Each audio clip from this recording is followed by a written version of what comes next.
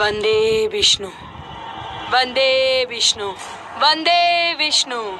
কি ব্যাপার ভদ্রমা, আপনার কি মনে হয় আপনার বিষ্ণুদেব আর ওই চন্দ্রকান্তা আসবে আপনাকে বাঁচাতে? না, এখানে শুধু একজনই আসবে যে আপনাকে বাঁচাতে পারে, আর সে হলো আমি। শুধু আমি আপনাকে বাঁচাতে পারি ভদ্রমা, শুধু আমি। এখনো সময় আছে ভদ্রমা, বলুন আমাকে ওরা দুজন কোথায় লুকিয়ে আছে, আর ওদের দুজনের উদ্দেশ্য কি বলুন।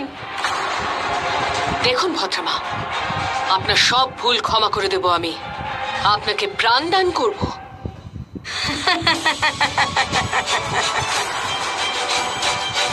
প্রাণ দান করবি নাকি প্রাণ নিয়ে নিবি? তোকে কোনো ভরসা নেই। তুই তো নিজের ছায়াকেও শেষ করে ফেলতে পারিস ওই মায়াবী অস্ত্রের জন্য। ভেবে দেখুন ভদ্রমা, আপনি যাদের সাহায্য করছেন তারা কি আদেও তার যোগ্য? একবার ভেবে দেখুন। সে তো সময়ই বলবে যে কে যোগ্য আর কে অযোগ্য। বন্দে বিষ্ণু। অসাধারণ, একটা পা কেটে গেছে, মাথার উপর মৃত্যু নাচছে, কিন্তু অহংকার গেল না আপনার। অহংকার নয় ইরাবতী, এটা আমার জেদ। এই প্রথম সত্যের সাথে থাকছি, আর আমার মৃত্যু অবধি, শেষ নিঃশ্বাস অবধি থাকবো। ইতিহাস সাক্ষী ইরাবতী, সত্য চিরকাল জিতেছে আর চিরকাল জিতবেও। অহংকার তো তোর, আর তাও নিজের জন্য নয়, তোর ওই রাক্ষস ছেলের জন্য। আমি জানতে চাইছি ইরাবতী, যদি হিরণ্যাসুর তোর সাথে না থাকতো তাহলে কি তুই চন্দ্রকান্তার শক্তির কাছে জিততে পারতিস? তুই হেরে যেতিস, তুই হেরে যেতিস। ভগবানের কাছে চিরকাল অসুররা হেরেই এসেছে, আর এবারেও হারবে। ইরাবতী, তোর ওই রাক্ষস ছেলের মৃত্যু নিশ্চিত। স্মরণ কর সেই মৃত্যুকে ভয় পাই ইরাবতী।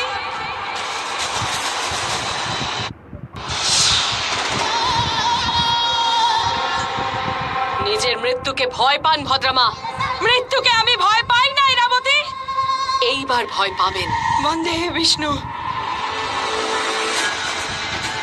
মানুষ পঞ্চভূতে তৈরি ইরাবতী, আর এই পঞ্চভূতেই বিলীন হয়ে যাবে।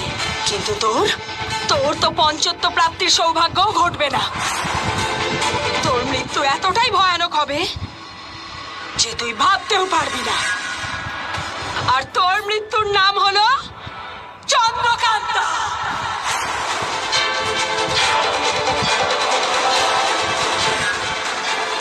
वंदे विष्णु वंदे विष्णु वंदे विष्णु।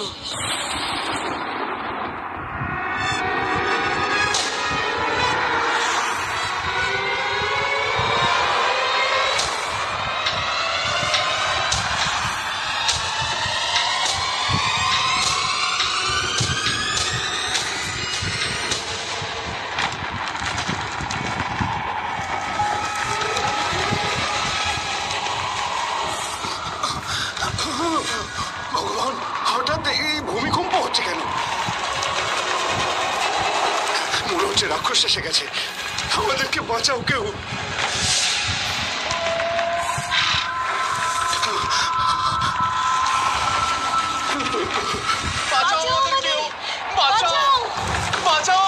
আমাদের বাচ্চাদেরকেও বাঁচাও।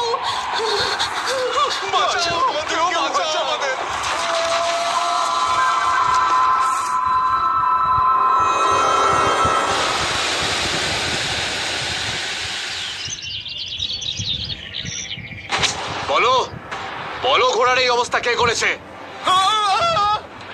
তোমরা সব মরবে আজকে। মন্ত্রী মশাই, আমরা কেন মারবো? আমরা মারিনি। রাজকুমার হয়তো মেরেছেন। রাজকুমার স্বয়ং এসেছিলেন ওই রাক্ষস রূপে। চুপ চুপ, সবাই একদম চুপ। তোমরা কি মনে করো? কি মনে হয় আমি নিজের ঘোড়াদের মেরে তাদের রক্ত চুষে খেয়েছি? যদি আমাকে রক্ত খেতেই হয় তাহলে আমি তোদের মতো গ্রামের সবকটা লোককে মেরে সেই রক্তই খেতে পারি। কারণ তোরা কোনো কাজের দোষ। কিন্তু রাজকুমার, আস্তাবলের দিকে তো আপনি গিয়েছিলেন। কি তুই রাজকুমারের ওপর দোষ দিচ্ছিস? এই সব কিছু তোদের কাজ। তোরা সবাই ওই চন্দ্রকান্তার সঙ্গে করেছিস এসব। বল, কে এসেছিল? কে মেরেছে ঘোড়াগুলোকে? চন্দ্রকান্ত রাজকুমার। হ্যাঁ রাজকুমার। চন্দ্রকান্তা!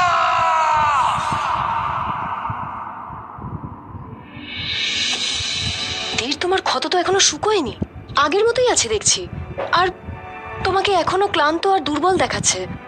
মনে হচ্ছে যেন তুমি সারা রাত ঘুরে বেরিয়েছো। আমিও ঠিক বুঝতে পারছি না যে আমার সঙ্গে কি হচ্ছে। এতটা সময় বিশ্রাম করার পরেও আমার কেমন যেন দুর্বল লাগছে। মানে কেমন যেন গায়ে জোর পাচ্ছি না। আমি আরো জড়িবুটি নিয়ে আসছি।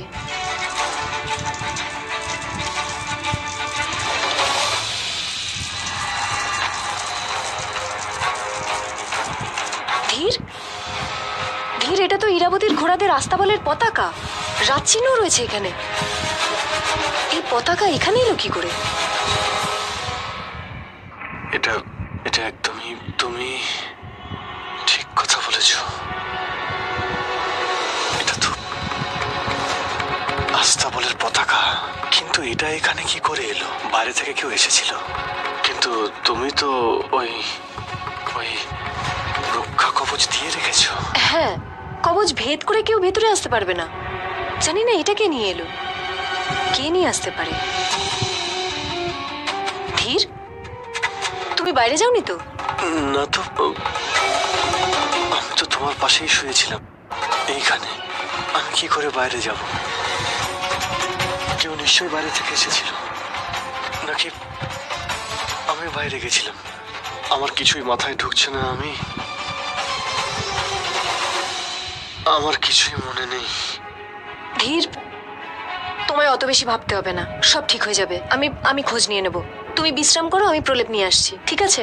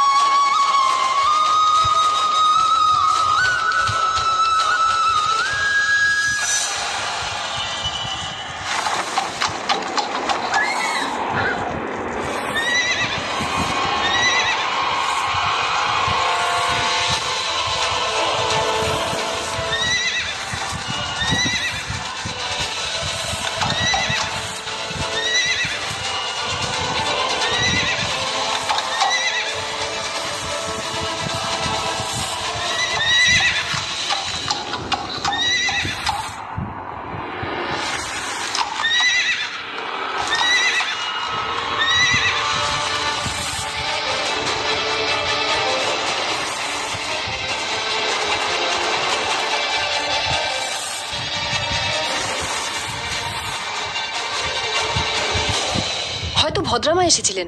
উনি হয়তো কোনোভাবে ইরাবতীর চোখে ধুলো দিয়ে পালিয়ে এখানে এসেছিলেন। হয়তো কোনো কাজে বাইরে গেছেন, তুমি হয়তো ঘুমিয়ে পড়েছিলে, তাই হয়তো জানতে পারোনি।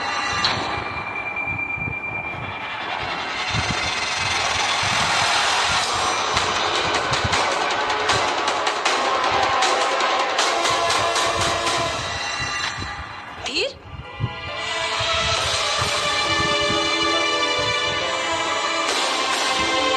ধীর,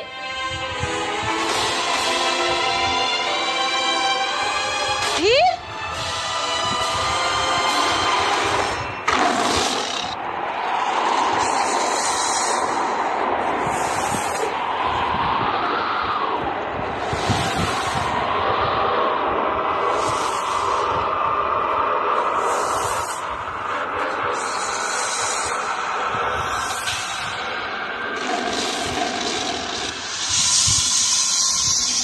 তিনি আসছেন এই প্রকৃতিকে বদলাতে, ন্যায় করতে। সেই তারুণহার তিনি আসছেন।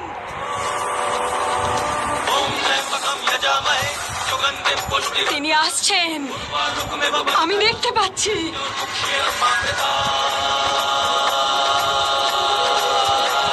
হঠাৎ করেই ঝড় বৃষ্টি কোত্থেকে এলো? এটা কোনো সাধারণ ঝড় নয়, এটা সংকেত। এটা সংকেত তার আগমনের।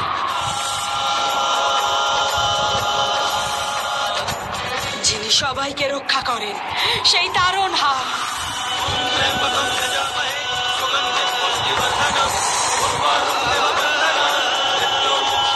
তিনি আসছেন হাওয়ায় উড়তে উড়তে, জঙ্গল ভেদ করে তিনি আসছেন। তিনি আসছেন, আসছেন তিনি।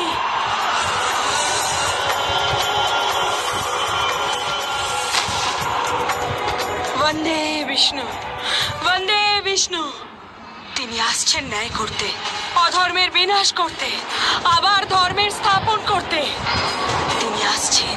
শ্রীকৃষ্ণ বলেছিলেন যখনই পৃথিবীতে অন্যায় ঘটবে তিনি আসবেন। তিনি আসছেন ন্যায় স্থাপন করতে। তিনি সব যুগে আসেন, আর এ যুগেও আসছেন। ন্যায় ধর্মের পালন কর্তা আর অসুরদের সংহার কর্তা। তিনি আসছেন অন্যায়ের সংহার কর্তা, নিজের ভক্তদের রক্ষা কর্তা। তিনি আসছেন, কেউ বাঁচবে না। বন্দে বিষ্ণু। এই ব্যাপারে আমাদের মহারানী ইরাবতীকে বলা উচিত। হ্যাঁ, উনি সবকিছু আগে থেকে জানতে পেরেছেন। মনে হচ্ছে খুব খারাপ কিছু হতে চলেছে। রানীমাকে না জানালে উনি আমাদের গলা কেটে ফেলবেন। চলো তাড়াতাড়ি, চলো। বন্দে বিষ্ণু, বন্দে বিষ্ণু।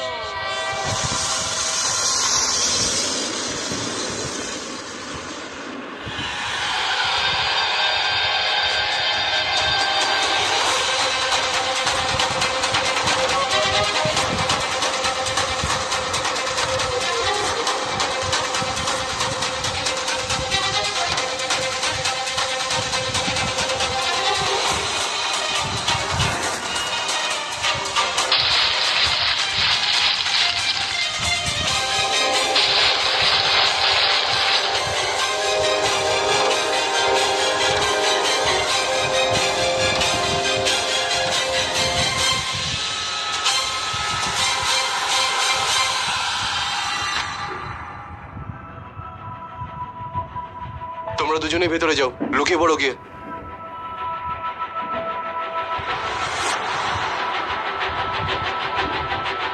আজ যদি ওই জঙ্গলের সিংহটা আসে না এখানে, তাহলে অবশ্যই আমাদের এই জালে ধরা পড়বে।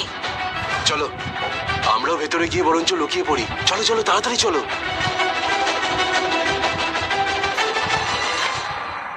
ধীর, ধীর, ধীর। এ কেমন জঙ্গল? এখানে আওয়াজ যা বলছে আমার কাছে ফিরে আসছে। হে জঙ্গলের জাদু, আমাকে বলো যে আমার ধীর কোথায়।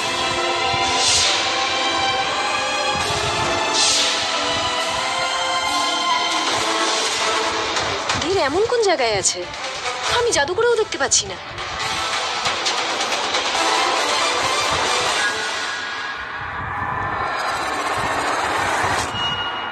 এই ইরাবতীর প্রহরীরা তো আমার দিকেই আসছে।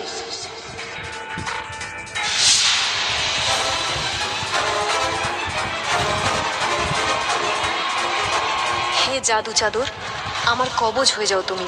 আমি এখানে থাকা সত্ত্বেও ওরা যেন আমায় দেখতে না পায়। মহারানী আদেশ দিয়েছেন যে আমাদের যে কোনো ভাবেই চন্দ্রকান্তা আর ধীরকে খুঁজে বের করতে হবে। তাড়াতাড়ি খোঁজো ওদের।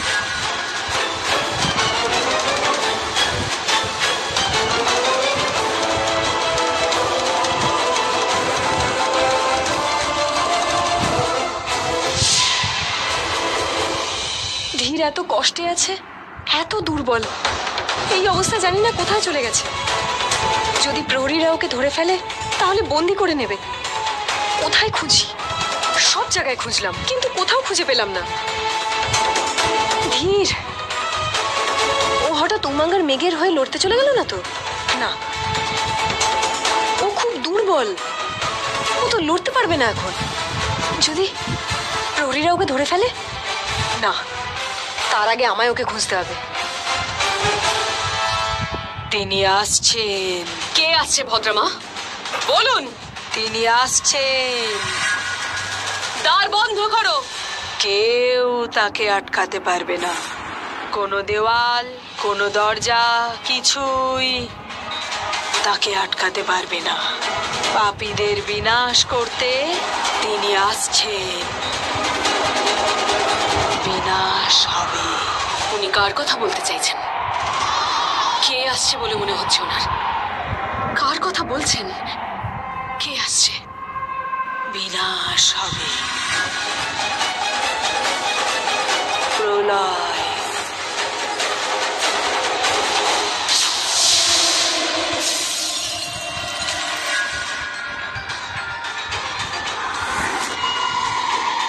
উঠুন ভদ্রমা, উঠুন।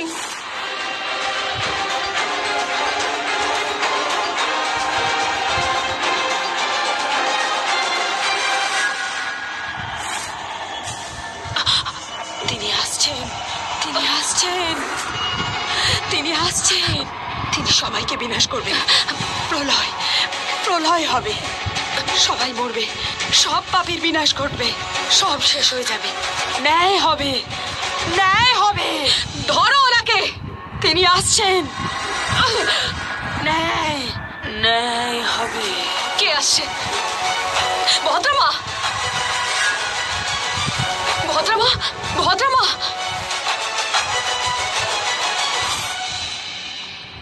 কার কথা বলছিলেন? উনি কি দেখতে পাচ্ছিলেন? নিশ্চয়ই উনি কিছু দেখেছেন।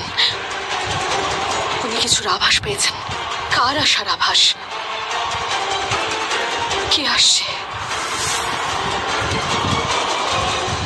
আজ অমাবস্যার রাত, আর আজকের দিনে জঙ্গলে কোনো না কোনো অঘটন অবশ্যই ঘটে। চলো সবাই এবার তাড়াতাড়ি খেয়ে নাও।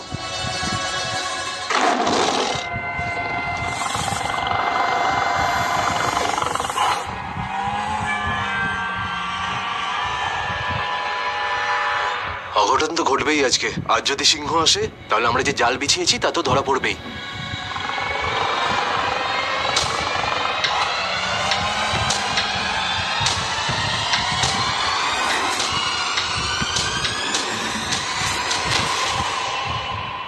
বাবা, মনে হয় সিংহ জালে ধরা পড়েছে। তোমরা দুজন এখানেই থাকবে, বাইরে বেরোবে না কিন্তু।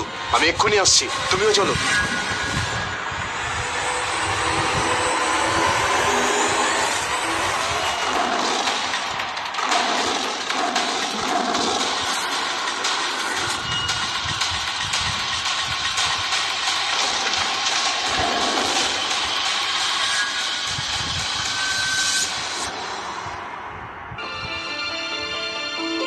ধীর,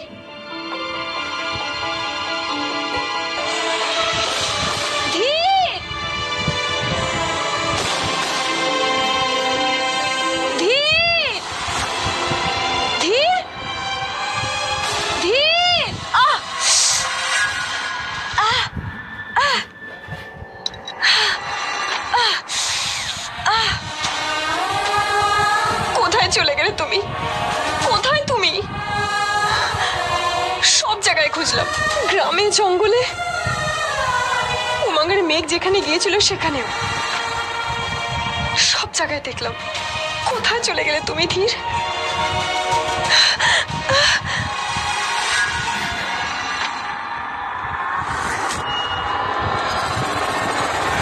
রক্ত? কার রক্ত এটা?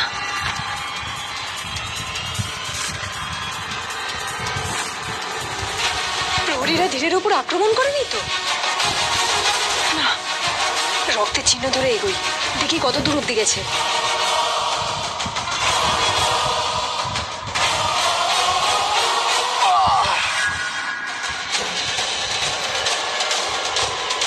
কার গলার শব্দ দেখি তো?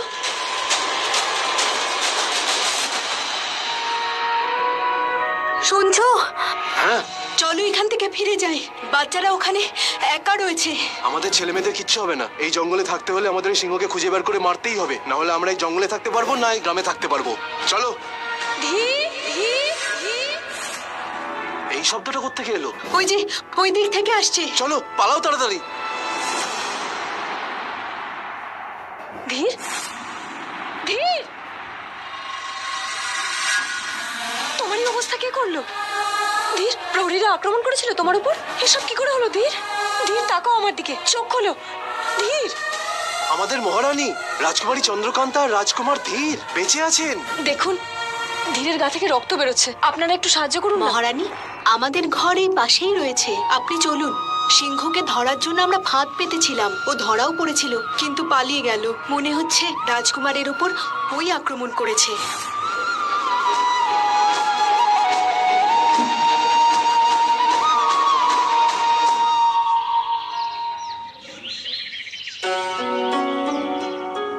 রাজকুমারী, আমি আপনার চুল বেঁধে দিই। আচ্ছা রাজকুমারী, আমিও রাজকুমার ধীরের মতো বীর যোদ্ধা হতে চাই, হব তো? অবশ্যই হবে, কিন্তু তার জন্য তো তোমাকে আরেকটু বড় হতে হবে, এত বড় যাতে হাতে তলোয়ার ধরতে পারো আর লড়াই করতে পারো।